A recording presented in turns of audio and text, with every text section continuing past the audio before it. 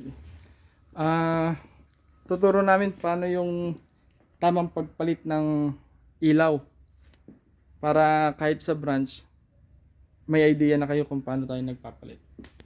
So explain ko lang na dalawang klase yung base natin pagdating sa ilaw.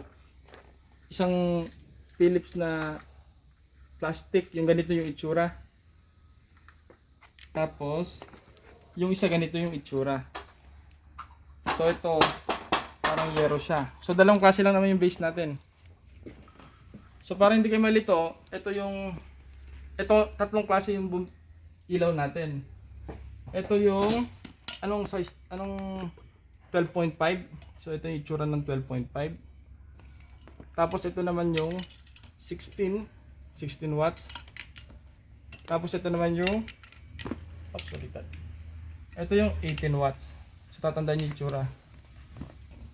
Yan. So itong itsura niya 12.5, 16, 18. So pagdating naman sa base, dalawang klase lang yan. Pwede siya sa itong tatlong ilaw na to, pwede siya sa lahat. Pwede siya dito sa parehong ito. So ang tamang pagkabit nito is dito muna tayo sa una. Ito kasi madali kasi may palatandaan siya. So kung makikita niyo dito sa kabila, walang araw. So pag ito nakakabit sa ceiling nyo, ito ang palatandaan kung paano natin ilalagay ng tama yung ilaw. So sa ilaw, makikita nyo rin parehas sila ng ilaw. Pakita mo dito. So sa ilaw, wala rin siyang bakas dito. So parehas sila ng base niya. Yan.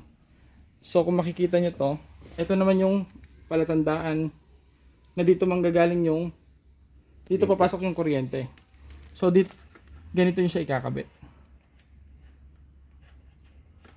Hindi na ito marunong mag-shoot. Shoot.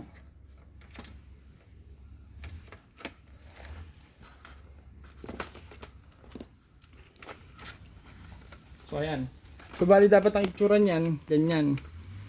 Andito yung blue, tapos andito rin sa may arrow. So pagdating naman sa kabila,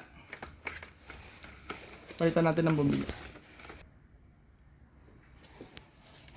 Kasi pag ito napagpalit yung ganyan, ito ang naisalpak nyo dito, base natin na masisira.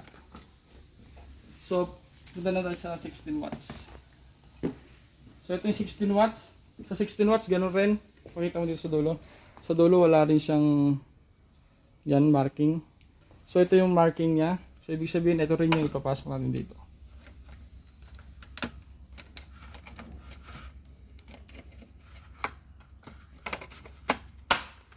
So ayan. So ganyan naman ang itsura niya pagdating dito.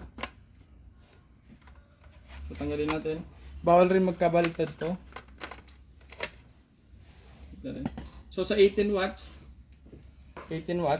yan. Yun ang marking niya. Wala rin dito.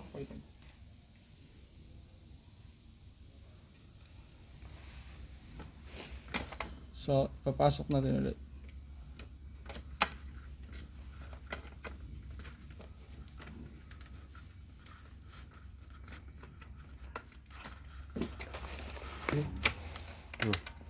Ayan. So ganyan ang itsura niya. Tandaan, pakita mong buo mo. Yan. Tanggalin natin. So okay na tayo dito sa unang base natin. Sumunod naman tayo sa second base. Pakita mo buo. Yan.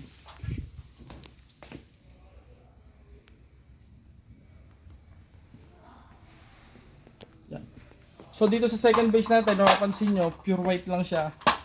Wala siyang palatandaan. So baka malito kayo dito. Kaya ginawa namin ng video. Para sa susunod, ito na lang ang papanoorin yung video. At least may guide kayo.